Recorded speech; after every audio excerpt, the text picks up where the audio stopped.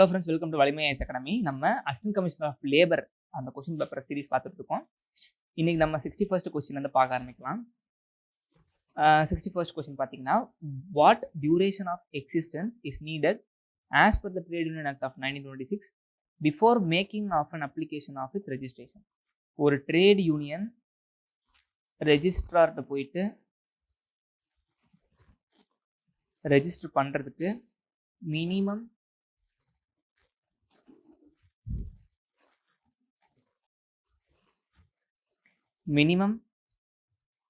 1 year ஆகுது அந்த trade union ஆரம்பித்து அது எக்ஸிஸ்டன்ஸில் சக்ஸஸ்ஃபுல்லாக ரன் ஆகிட்டு இருக்கணும். அப்போ தான் அவங்க வந்து eligible for registration. So option பார்த்தீங்கன்னா ஏ. தொழிற்சங்க சட்டம் 1926 படி அதன் பதிவுக்கான விண்ணப்பம் செய்வதற்கு முன் எவ்வளவு காலம் அந்த ட்ரேட் யூனியன் வந்துட்டு எக்ஸிஸ்டன்ஸ் இருக்கணும்னு கேட்டிருக்காங்க. ஸோ ஆப்ஷன் பார்த்தீங்கன்னா ஏ 1 year. 62 பார்த்தீங்கன்னா, on which of the following grounds an office bearer or executive of the trade union will be disqualified. இதுவும் அதே ஆக்ட் கீழே தான் இருக்குது. அந்த ஆக்ட்லேயே வந்து ஸ்பெசிஃபிக்காக இந்த 3 ரீசன் தான் சொல்லியிருப்பாங்க. ஃபர்ஸ்ட் பார்த்தீங்கன்னா, he has been convicted by the court of any offense involving moral turpitude. அதாவது தமிழில் தார்மீக சீர்கேடு சம்பந்தப்பட்ட எந்த ஒரு குற்றத்திற்காகவும் நீதிமன்றத்தால் தண்டிக்கப்பட்டுள்ளார் அப்படின்னா he will be disqualified. So option 1ங்கிறது கரெக்டு. ஆப்ஷன் 2 பார்த்தீங்கன்னா, he has not attained the age of 18. கண்டிப்பாக மெஜாரிட்டி ஆயிருக்கணும். ஸோ அந்த 2 ஆப்ஷனுமே வந்து கரெக்டு. தேர்ட் ஆப்ஷன் பார்த்தீங்கன்னா, he is not working in any establishment. இது கண்டிப்பாக இல்லை.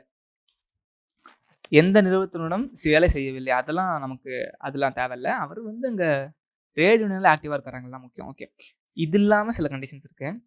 அவர் ஏதோ ஒரு குற்றத்துக்காக சிறைவாசம் சென்றிருக்காரு, இம்ப்ரெஸ்மெண்ட் ஆயிருக்காருன்னா அவர் ரிலீஸ் ஆனதுக்கு அப்புறமா 5 yearsக்கு வந்துட்டு அவர் அந்த பொசிஷனுக்கு எலிஜிபிள் இல்லை. அந்த ஆஃபீஸ் பியரிங் பொசிஷனுக்கு வந்துட்டு அவர் எலிஜிபிள் இல்லை. 5 வருஷம் ஆனதுக்கு அப்புறம் தான் அவர் எலிஜிபிள். அது ஒரு கண்டிஷன் அந்த ஆக்டில் கொடுத்துருப்பாங்க. 63rd question பார்த்தீங்கன்னா, according to Trade Union Act of 1926, for which one of the following purposes general fund பொது நிதி of a registered trade union may not be spent. நம்ம ஆல்ரெடி ஸ்டார்டிங்லேயே சில விஷயங்களை பார்த்தோம். அது இல்லாமல் இதில் ஏதாவது இருக்கான்னு மட்டும் பார்க்கலாம். ஆப்ஷன் ஏ பார்த்தீங்கன்னா, conduct of a trade dispute on behalf of the trade union. So அந்த ட்ரேட் யூனியனுக்காக சம்பந்தப்பட்ட ஒரு ட்ரேட் டிஸ்பியூட்டுக்காக அந்த வர்த்தக சில சிக்கல்கள்லாம் வரும் பார்த்தீங்களா, அதெல்லாம் வந்துட்டு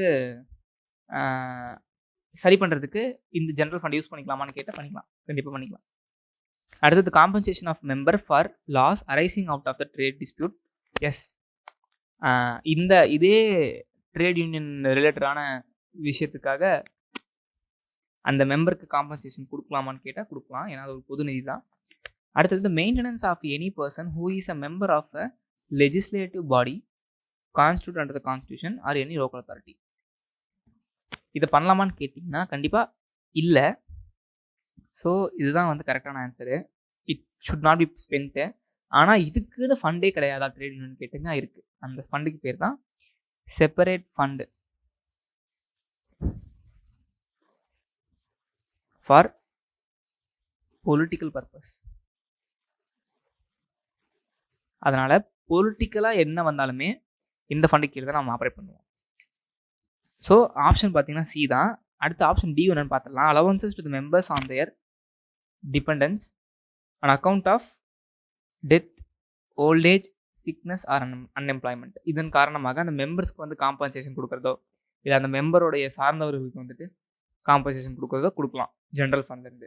ஸோ இதில் வந்து இன்னொரு முக்கியமான விஷயம் வந்து நீங்கள் பாருங்கள், ஜென்ரல் ஃபண்டுங்கிறது section 15, separate fund for political பர்பஸ்ங்கிறது செக்ஷன் 16. ஓகே, அடுத்தது 64th கொஸ்டின் பார்த்தீங்கன்னா, which of the following is the ultimate remedy for the settlement of industrial dispute through the intervention by the third party appointed by the government. So third பார்ட்டியாக ஒருத்தர் வந்து government appoint பண்ணுவாங்க. அது எந்த provision பார்த்தீங்கன்னா ஐடிஏன்னு சொல்லுவாங்க, industrial dispute ஆக்ட்னு. அதுக்கு கீழே ஒரு கன்சிலியேஷன் ஆஃபீஸர்னு ஒருத்தர் வருவார்.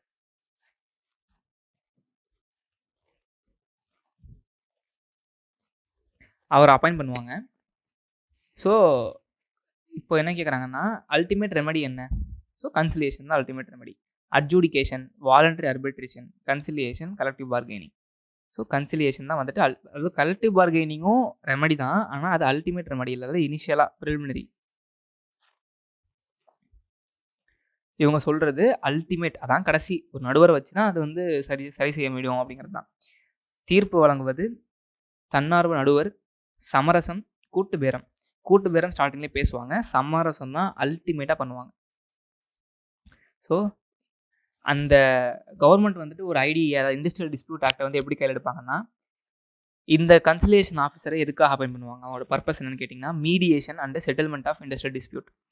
ஸோ செட்டில்மெண்ட் அதான் ரெண்டு பேத்துக்குமே சமரசமாக பேசி முடிக்கிறது. இவருடைய நேச்சர் பார்த்தீங்கன்னா ஒரு ஸ்பெசிஃபைடு ஏரியாவுக்கோ இல்லை ஒரு ஸ்பெசிஃபைடு இண்டஸ்ட்ரிக்கோ வந்து அப்பாயிண்ட் பண்ணுவாங்க. அவருடைய நேச்சர் ஆஃப் ஜாப் பார்த்தீங்கன்னா எய்தர் பர்மனெண்ட்டாக கூட இருக்கலாம், இல்லை டைம் போர்டு டெம்பரரி அந்த ப்ராப்ளம் மட்டும் அவர் அப்பாயிண்ட் பண்ணிவிட்டு சரியானதுக்கப்புறம் கலைச்சி விட்டுருவாங்க. அந்த கன்சிலியேஷன் ஆஃபீஸரும் ஒருத்தர் தான் அப்பாயிண்ட் பண்ணுவாங்கன்னு கேட்டிங்கன்னா இல்லை, depending on situation government decide to appoint எவ்வளோ நம்பர்ஸ் வேணுமோ அத்தனை பேர் அப்பாயிண்ட் பண்ணுவாங்க. ஓகே, 65th கொஸ்டின் பார்த்தீங்கன்னா which are the following is not most important aspect of the process of collective bargaining. Collective பார்கெனிங்கில் வந்துட்டு நம்ம என்னென்ன பண்ண மாட்டோம் அப்படிங்கிறது. அப்போ என்ன பண்ணுவோம்? கலெக்டிவ் பார்கெனிங்கிறது ஒரு சமரச பேச்சுவார்த்தை, அதனால் டிஸ்கஷன் பண்ணுவாங்க, காம்ப்ரமைஸ் ஆவாங்க, நெகோசியேஷன் பண்ணுவாங்க, ஆனால் கன்ஃபரன்டேஷன் பண்ண மாட்டாங்க. ஸோ ஆப்ஷன் பார்த்தீங்கன்னா சி, கன்ஃபரன்டேஷன், அதாவது சண்டை போட்டுக்க மாட்டாங்க, மோதல்.